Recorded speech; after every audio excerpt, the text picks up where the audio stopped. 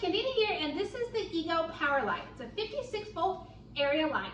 No, it does not come with the battery or the charger, but it is compatible with your EGO battery.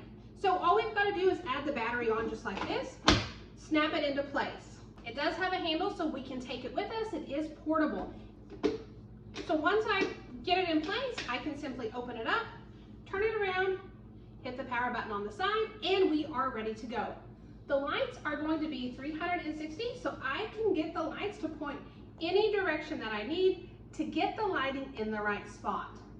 So here on the side where our power button is, we can dim the light by hitting the minus sign or the plus sign to make it brighter, or it's got a boost feature. So here I'm just on normal light, but if I want to give it a boost, I simply hold the plus sign, and just like that, we've got light.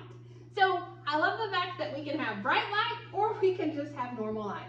If it's too much, I can hit the minus button, and just like that, it changes. So I hope you found the review helpful.